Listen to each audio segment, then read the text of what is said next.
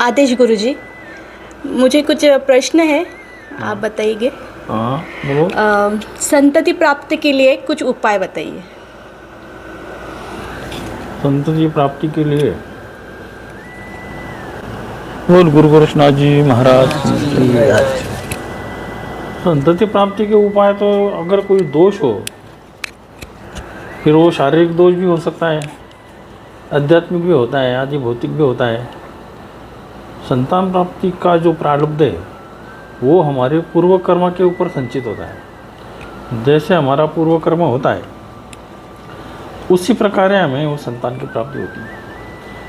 अब संतान की प्राप्ति देखो, प्रकृति में 3 प्रकार की शक्तियाँ हैं, एक सात्विक है, एक राजसी, एक तामसी है। अब जैसे कोई स्त्री तामसी वृत्ति नहीं रहती है, विशेषता मांस मच्छी खाना है, शराब पीना है, झगड़े करना है, किसी के प्रति कपट रखना है वगैरह वगैरह, ये सब तामसी वृत्ति है। उसी को जो संतान होती है वो उसी वृत्ति से तामसी संतान होती है। जो स्त्री पतिव्रता है, धार्मिक है, उसका परमात्मा और विश्वास है। विश्वास म्हणजे अंधविश्वास नहीं, विश्वास।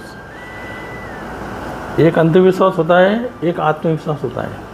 तो भगवान को आत्मविश्वास से देखो तो वहाँ अंधविश्वास नहीं रहता। अब जैसे आपने पूछा है कि संतान प्राप्ति के लिए कोई उपाय बताओ, अब ये तुम अंधश्रद्धा से न देखते हुए आत्मश्रद्धा से देखो कि उतनी तुम्हारी श्रद्धा भगवान के ऊपर या उस गुरु के ऊपर होनी चाहिए जिससे वो बताएंगे। तो इस प्रकार से इसमें दवा दुआ बोलते हैं, दवा से भी होता है, दुआ से भी होता है। तो आध्यात्मिक क्षेत्र से गुरुओं का या हमारे इष्ट का या हमारे कुल देवता का या हमारे पितरों का, इनका हमें अगर आशीर्वाद प्राप्त हुआ तो हमें निसंकोचपणे संतान हो जाती है। बाकी शारीरिक प्रॉब्लम हो तो वैसे दवाई कर लेते हैं। अब इस प्रकार से अगर उस संतान के जो पति पत्नी है वो दोनों ने शास्त्र के हिसाब से भी उसका कुछ विज़न दिया गया है, तो उस प्रकार से भी अगर आप क्रिया करते हो तो संतान हमारे इच्छा अनुसार भी हो सकती है। तुमको अगर सात्विक रूप से करना है तो उसी सात्विक रूप से समय और नक्षत्र वगैरह ऐसे उसका योग निकाल के कर सकते हैं। वैसे अमृत योग होता है, सर्वार्थ सिद्धि योग होता है, बहुत सारे योग होते हैं। उस समय अगर पति पत्नी ने बीजारोपण किया तो उस संतान में 100% अच्छे गुण आते हैं, या जैसे कैरेक्टर्स हो वैसे। अब गर्भ में चाहे, ये बात तो बिल्कुल निसंकोच होना चाहिए माता पिता को या पति पत्नी को, या लड़की होनी चाहिए या लड़का होना चाहिए। ये जो प्रकृति को हम चैलेंज दे देते हैं या प्रकृति से हम अपेक्षा करते हैं कि नहीं, वंश के लिए, वंश का चलाने के लिए हमें लड़का ही चाहिए। अब प्रकृति ये स्वतंत्र है, उसको हम बंधन नहीं डाल सकते। अगर मान लो भगवान ने या गुरु ने उनको कहा जा बेटा तुमको लड़का हो जाएगा, हो गई लड़की, तो तुम्हारी जो श्रद्धा है वो श्रद्धा में कमी नहीं आनी चाहिए। अगर तो तुम्हारे श्रद्धा में कमी आ गई तो तुम अंधश्रद्धा में चले गए। और आत्मविश्वास, आत्मसम्मान, ऐसे भक्ति से जो हुआ होता है उसको भक्ति रूप, श्रद्धा रूप कहा जाता है। वो आशीर्वाद सबसे बड़ा होता है। लड़की होगी तो क्या हुआ, वो भी एक प्रसादी शक्ति है। शक्ति इतनी बड़ी शक्ति है कि ये सारी सृष्टि, सृष्टि का नाम भी शक्ति, नारीवाचक शब्द है, पूरी सृष्टि, ऑल द यूनिवर्स मीन्स ब्रह्मांड। ब्रह्मांड क्या बताया, ये पॉजिटिव है, पुरुष प्रधान, आदि पुरुष कहा गया है उसको।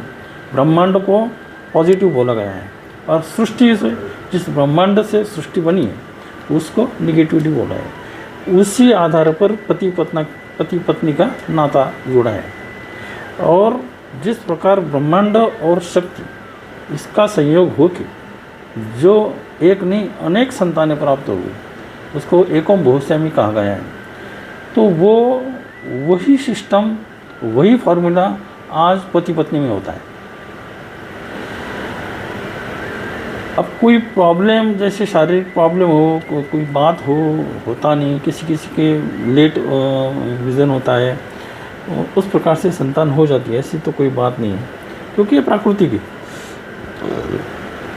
अगर गुरु ने आशीर्वाद दिया या भगवान के आशीर्वाद से अगर हो गया, मानो तुमको बहुत लेट हो गया, क्या अगर तुमको संतान की प्राप्ति अगर लेट हो गई, लेट हो रहा है, हो नहीं रही है, तो उसमें उपाय ऐसा है कि तुम स्मशान भूमि में या नदी के किनारे एक पीपल का वृक्षारोपण करो, उसको पानी भी नहीं डालो, वो बढ़ेगा।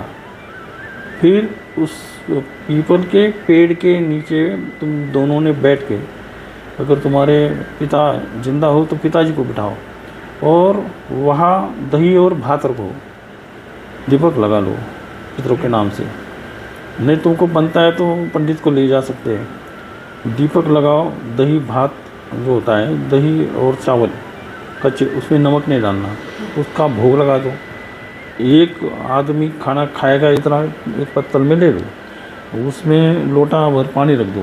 क्या इस प्रकार से वहाँ करके पंडित के द्वारा तुम संकल्प कर सकते हो, पितरों को तुम विनंती कर सकते हो नमस्कार करके भोग लगाने के बाद कि भाई अपने परिवार का वंश बढ़ाने के लिए आप हमारे यहाँ जन्म ले लो। ऐसे पति पत्नी ने वहाँ बोलना चाहिए। तो इस प्रकार से भी किया तो भी संतान प्राप्ति हो जाती है। इसके लिए और एक बात है, जैसे दोहाई का होता है, 9 महीने 8 महीने 7 महीने का होता है, वो जिस औरत के पेट में बच्चा है, 7 महीने के बाद उसके गर्भ की पूजा करते हैं, उसको क्या बोलते हैं, गर्भ संस्कार। क्या नहीं, डोहाड़ी बोलते हैं ना मराठी में। तो वो डोहाड़ी के समय उस औरत को अगर तुम पान बिड़ा में 7 लौंग 7 इलायची डाली और 7वें महीने में उसको पान खिला के उसका झूठा पान तुमने खा लिया, तो तुम्हें भी संतान की प्राप्ति हो सकती है। मतलब ये एक प्रकार का तोड़गा है, लेकिन इसमें श्रद्धा होनी चाहिए। क्या ये अंतर्श्रद्धा नहीं है, ये तोड़गा मतलब फिजिकल प्रैक्टिकल। क्या तो ये हो जाता है, इस प्रकार से संतान प्राप्ति हो जाती है। अब उसमें अगर तुमने विनंती की पीपल के पेड़ को कि भाई हमारे पितरों को तुमने बता दिया कि तुम वंश बढ़ाने के लिए आप आ जाओ, इसका अर्थ यह होता कि तुम लड़के का अपेक्षा कर रहे हो और हो गई लड़की, क्या करोगे फिर? क्या तो शक्ति के लिए बहुत सारे लोग लड़के होने के बाद नाराज़ हो जाते हैं। आजकल तो खुश हो जाते हैं क्योंकि अभी बहुत वैल्यूएशन बढ़ गई है लड़कियों की।